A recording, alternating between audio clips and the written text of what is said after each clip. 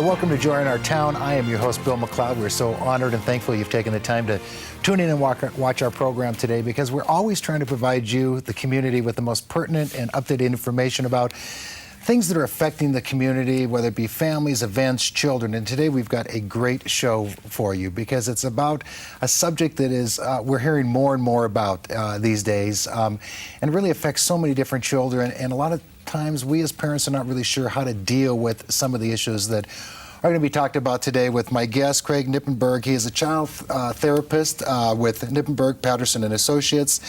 He basically studies and treats and helps ADHD, autism. He's also the founder of AdventureDad.org, which is a great website that's dedicated to helping dads and their kids connect out there, different adventures out there. So. What we really want to talk about is autism today, and it's how it's affecting society and how we as parents and viewers deal with it, Craig. Tell me what autism is in particular. You know, the easiest way to think about it, it's a disorder of social functioning. So all of us are social beings, right? We live in communities, we have to relate to others. And some of us are gifted verbally, right? Great speakers and orators. And others are gifted non-verbally. So it's verbal communication and what's called non-verbal communication, which is the ability to read eyes, eye contact, body language, emotions, others' emotions. So if you think about a spectrum of all people, so everybody's on this spectrum, and some people are social butterflies of the world, right? The socially gifted, that are just naturally socializing at the elementary school and the high school. And then others are a little bit more or less social, the butterflies, and then you have the children a little bit more socially awkward. Now, with autism, you're looking at sort of this end of this large spectrum. So it's individuals, children, and adults who really are stilted in that social functioning. With more serious autism, you're looking at delays in verbal speaking, so the inability to talk verbally with others, to express themselves verbally, and then this degree of being stilted doing nonverbal communication, noticing sort of the big picture of what's going on around you, what others are thinking, what others are feeling, engaging your interactions accordingly. So it's sort of this end of that awkwardness, that end of the spectrum. Well, when children are born, they're all the same social butterfly, if you will. They're all crying.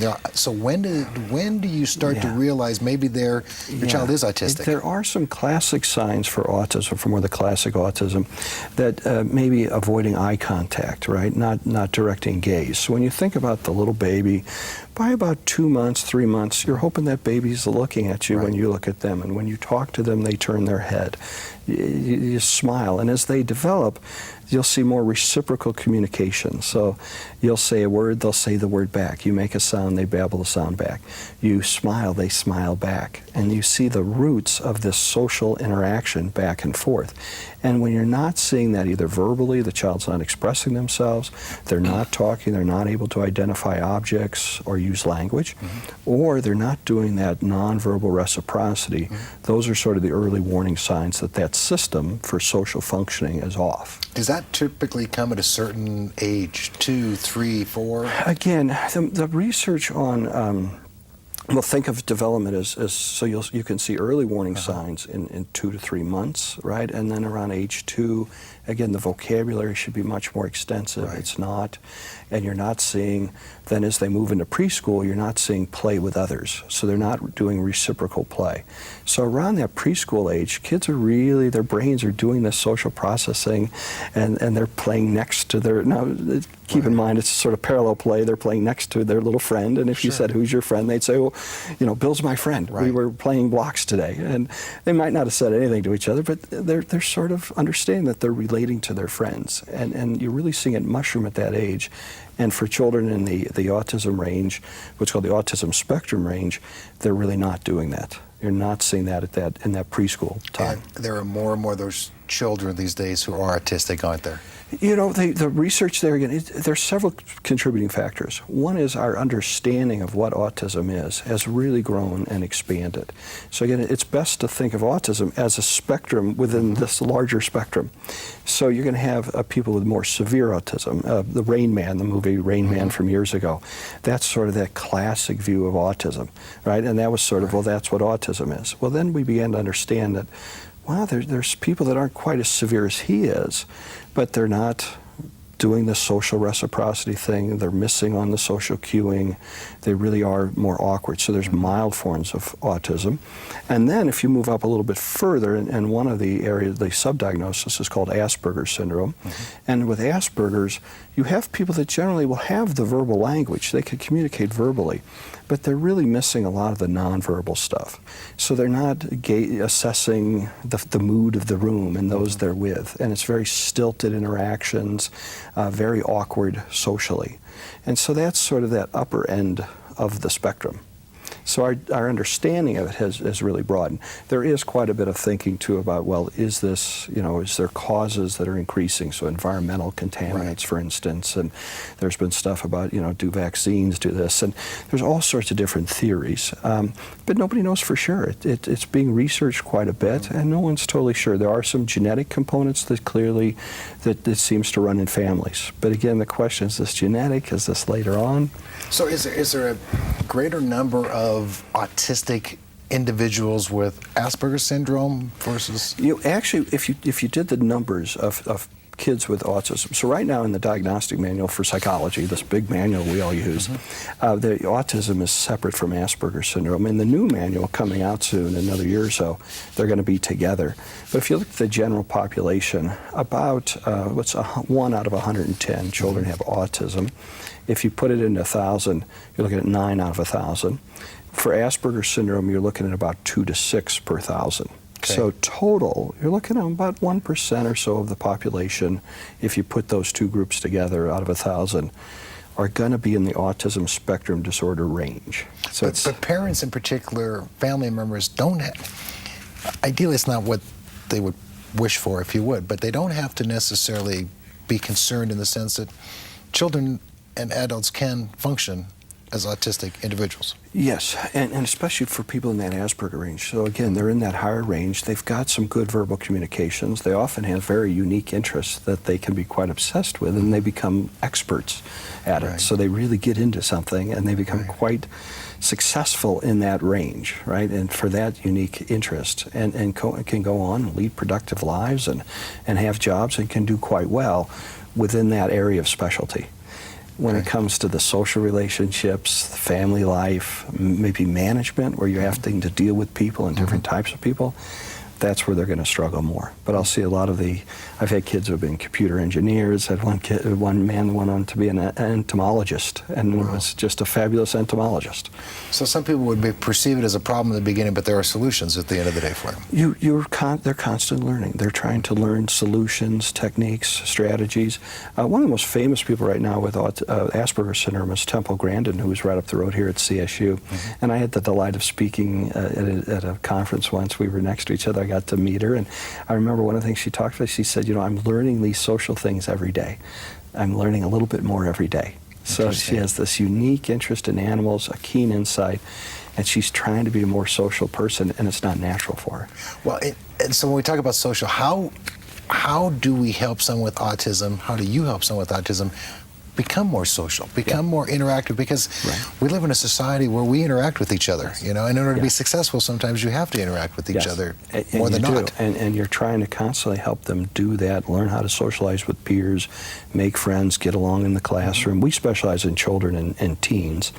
And one of our specialties is doing groups with kids. So we do actual social groups. So we're practicing skills. We're teaching them, how do you go up and meet somebody? How do you handle this situation? What's appropriate functioning within the group of peers you're with? And it does start with understanding that these kids, it's not natural for them. So a lot of times for a lot of people who are socially, and if your parents, if you're real social, you just get it if you're one of those butterflies. So when your child's not, many times it's like, well, why aren't you doing what you're supposed to? Well, they really don't understand it. They don't get it.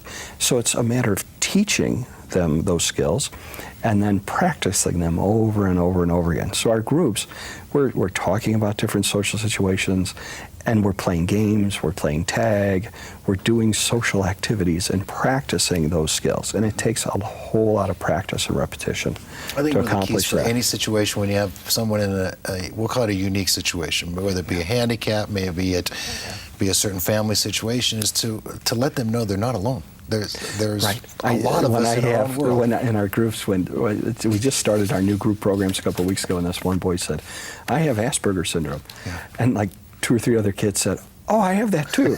And you could see this instant connection with each other, right? Now, we do mixed groups, so we have children with other issues, maybe anxiety or ADHD. And one of the kids said, "What's that?" And so, it's like, okay, let's be sensitive now and try to understand this. But when they meet other kids that have it and that they're not the only one, it's a really powerful thing for them. Well, and it gives them that group of peers to realize that we together can do this. And I think the thing about autism, as you're talking about this, and Asperger's syndrome in particular, is that the key for people to remember is that there are so many functioning, successful, overachieving individuals who have this. Yeah, there are. And again, sometimes with that unique interest they have, they become extremely gifted in a certain area. Right. And if you can match them with that giftedness and get them into positions where they can grow with that and minimize some of the more difficult things, they can be quite successful. So what advice would you have to someone who believes possibly, but not sure, their child may be autistic right now? First thing, most every parent, you go to your pediatrician. You call up your pediatrician and say, "Hey, we're noticing some things." You might go onto a website. Autism Speaks has a wonderful website. It's autismspeaks.org or .org, I believe. It's one of the two. Yeah, it's that or .com. But they have early warning signs that you can read about autism and Asperger's syndrome, read about it. Then you can kind of observe your own child, get some sense of, hey, what are they noticing? What are you noticing? Preschool teachers are in a wonderful place to help parents. So you talk to the preschool teacher about how's our social functioning. Does Johnny seem to be interacting with the other children? So teachers are often the first ones to kind of say, hey, we're noticing something doesn't seem to be quite right. Right? We're missing out on some of these things. Then that's a chance to go to your pediatrician, talk to your pediatrician. They might recommend a psychologist for some testing, children's hospital. Then people can do a thorough evaluation and assess where is the child on that spectrum. How long would it take for somebody to go through that testing process to kind of have a little peace of mind to know at least which direction we're going to start from here? That's a wonderful question, because in some situations you can get it done fairly quick. Within a month you can make the call, get it set up, and get it tested. Places are busy, and so there are times when maybe a parent calls someplace like Children's Hospital and it may take them several months to get in. In the meantime, though, you don't have to just kind of hang out and wait. So you can maybe start some counseling and start working on that, do some more research, get books on the topic. So you don't have to just kind of be a deer in the headlights waiting for the official testing. So, and you also have to keep in mind some kids are going to be what's called subclinical. So they may have some of these symptoms of it, but they're not fully, they might say, well, they're sort of Asperger's-like. They don't fit the full diagnosis for Asperger's, but they definitely are struggling with social processing and understanding nonverbal. Well, it's an evolving process that I think that people are going through right now, and it's something we're all learning about as we go through. I hope everybody stays tuned for it with us here, because we're going to learn more about autism and Asperger's syndrome with Craig Nippenberg, who is our guest today. He's got great information for us. Hope you stay tuned. We so appreciate you being here with us on Joy in Our Town. Have a great...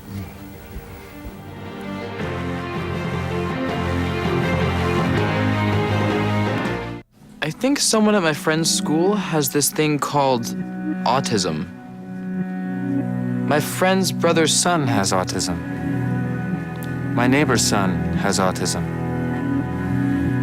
My son has autism. Autism is getting closer to home. Today, 1 in 110 children is diagnosed with autism. That's a 600% increase in the last 20 years. Learn the signs at autismspeaks.org.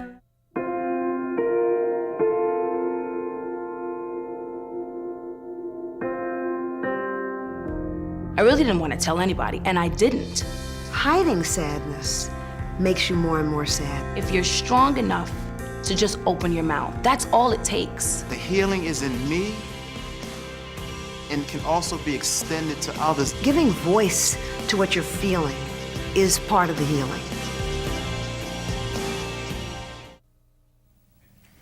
Hi, welcome back to Joy in Our Town. We have a great subject and a great guest. We're discussing autism and Asperger's syndrome today, and it's something that is has grown in numbers and dimensions over the most recent couple decades, hasn't it, Craig, for the most part? Again, you're seeing what people are thinking about as an increase. You're also seeing a change in the diagnosis. So it's created a larger net.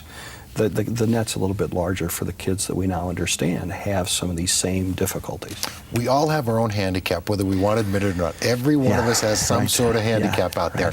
But for teens in particular that have this, I mean, it's more difficult to deal socially and academically, isn't it? Yeah, it is. And you'll see it show up in different ways. So if we take the average middle schooler kid, you know, they're doing their reading, right? And so many of the kids with Asperger's, they can read just fine. They're great readers. They know all the words, but they often miss sort of the deeper meaning of things, what's called comprehension, right? And so they're kind of missing out on, well, what's this story about? So if the teacher says, write a paper on what this book you read is about, they'll often, you know, it's sort of the facts of what happened and don't kind of get the gist of what this story was about. I don't know if you remember being in high school or whatever when they talk about symbolism and, you know, what did the rose represent in the story? Now, typically the social butterflies are going to write this wonderful paper on 3 or 4 things that the rose represents, right? The girls, that's usually the girls. And generally females are higher on this end of that social functioning spectrum. They do it better. They often do it faster than males. The average guy is going to write, it's a flower. And they're not going to get sort of, it's red, exactly. They're not going to get sort of the deeper nuances of what does that symbolize. And for the person with Asperger's syndrome, they're going to be, it's a flower, it's red, it's got 6 petals, and not sort of be able to understand the deeper parts.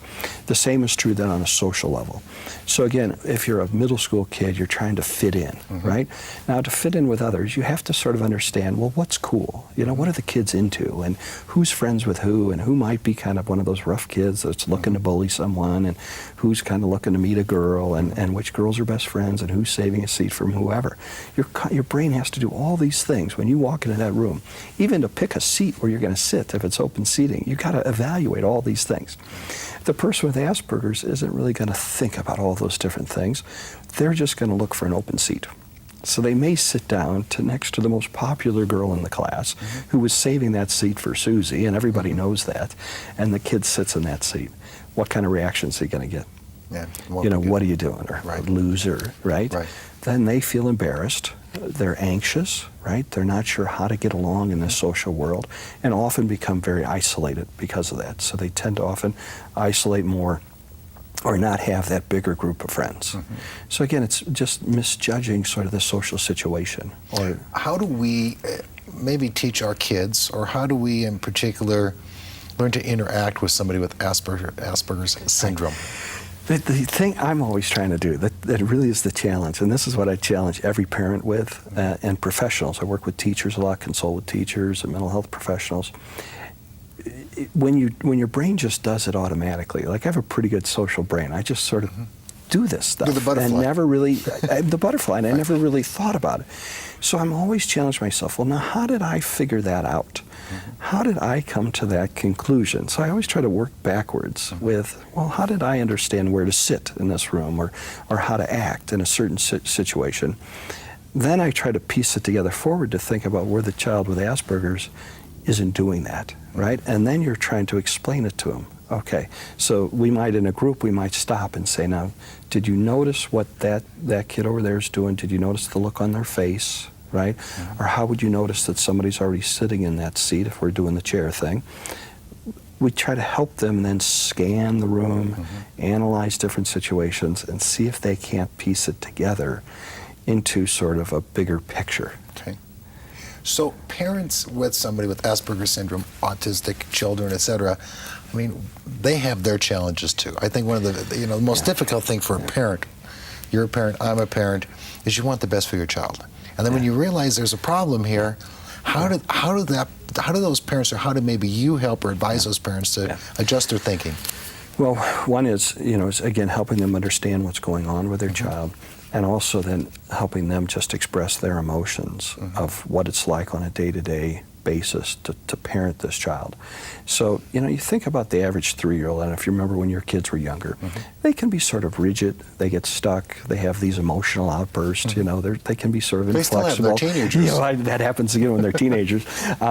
They get kind of stuck on things, and then over time they learn to be a little bit more flexible and understand things don't have to go that certain way every time. You can adjust and handle it without getting upset.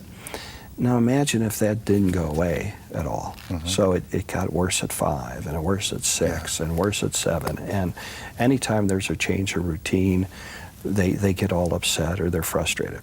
Or you're getting the calls from the teacher or the child's coming home saying, so-and-so is making fun of me. So again, they're often can be the targets of some of that teasing behavior and bullying. And then they're feeling left out, anxious, and picked on. And so as the parent, you're sort of like suffering with, you know, it's just painful to see your child go through that. Right. But I think important to remember, too, is that parents are the role models to those children all the time. Yes, and as a parent to an autistic child or someone with Asperger's syndrome, you've got to take this. It doesn't have to be a negative. It is what it is. And how do we help model for our children and be the best model for them out there? You know, and again, I think that's that piece of sort of acceptance, understanding it, accepting it, and then you're working with it every day. You're helping the child become more insightful. For our kids with Asperger's syndrome, they all have goals they're working on, social goals they're working on. A lot of them are trying new things, right? And so you're trying to help them. You might have a reinforcement system for them. Many of the kids, like just with something like eating, they often will be real rigid about what they'll eat. You know, like macaroni, cheese, hot dogs, and pizzas are the big ones. They'll eat that, but don't want to try anything new, right? And so then it's a parent saying, okay, let's maybe have a little positive behavior plan, and if you can try something new, we'll earn a check mark on your little sticker system. So it's trying to get them to be a little bit broader, try some new things, get out there and experiencing new parts of life and reinforcing that. Besides practices such as yours, what other options are there for treatment for these children? More and more, it's just exploding in terms of opportunities for help for children with autism. Here in Colorado, there was a recent law passed that insurance companies need to provide equitable service coverage for services for people with autism and Asperger's syndrome. There's specialty schools. The public schools are learning more and more about it as well. They're trying to service these students through, you know, reading comprehension programs, math comprehension. They're getting extra tutoring and support. So it is a multimodal approach. So it might be family counseling, it might be a social group, behaviorally based therapy for the kids, tutoring. There's a number of things that could be done, and So more and more there's what if resources. the parent can't afford Children's Hospital? Okay, where else do they go for the parents that may have that's economic where issues? for kids, you know, there are some place Medicaid providers, Medicare providers that can do some assessments if you can find somebody on those panels. We're always looking, we try to do as many scholarships as we can for families who are unable to afford our services in a private practice area. The public schools do testing. Now, they are changing some of their testing standards, but parents can go to your public school. You can get an IEP assessment where they can start to do some evaluations and testing. My guess is, too, if you look on some of these websites and the support groups, they're going to have some resources for parents who are lower income who maybe can't afford the testing, where they might be able to get some funding to get a good assessment for their child.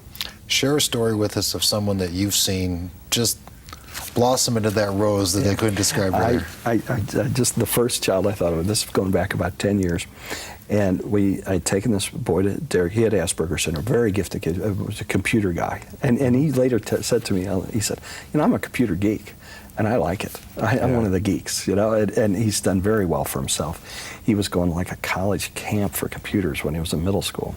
And we were at Dairy Queen one day, and it happened to be his birthday, and we were at Dairy Queen. And normally when you line up at Dairy Queen, you know, remember you place your order to the person, and you step down, and they bring your product, right? So all the children lined up, and he got to be first.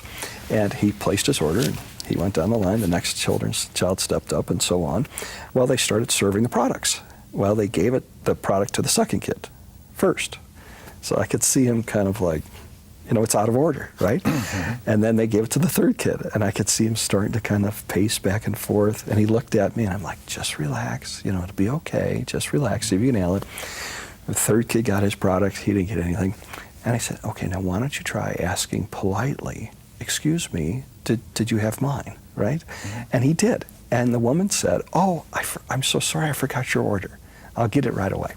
And he got it, he was happy. And we were leaving the Dairy Queen, and he turned to me and he said, I said, you know, you handled that pretty well. You really handled that frustrating situation. You were flexible, and you did it perfectly.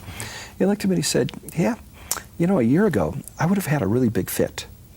And he could see that he was being more adaptable, he was being flexible, he was handling his frustration when things didn't go the sort of rote way that he had expected. And he could actually see that he made that change.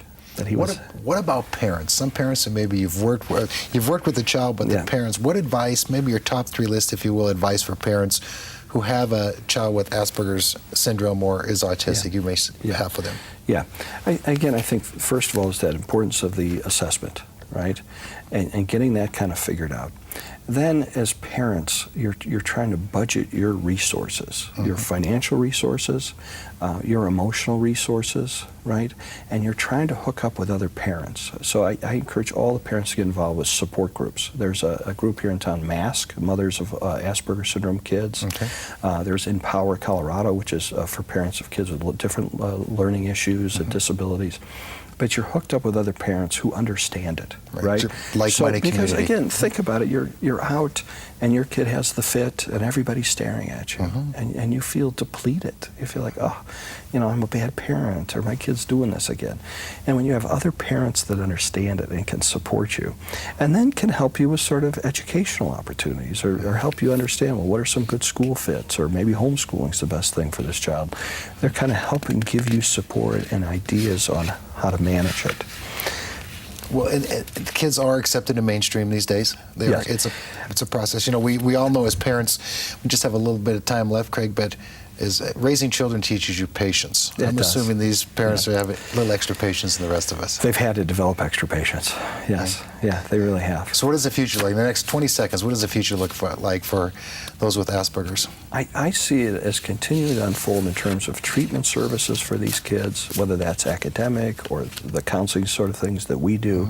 I think you're going to see more and more understanding of it, hopefully more research and figure out what's causing it, what's the cause, what are some newer treatments, and I think everybody sees this as an area that really is going to change dramatically. And I think that's a good point. I think it's going to change, and I think what we all have to remember in life in general, things occasionally change. We want to thank you so much for not changing your channel and staying tuned with us on Joy in Our Town today. It's been a pleasure to have you. Have a great day.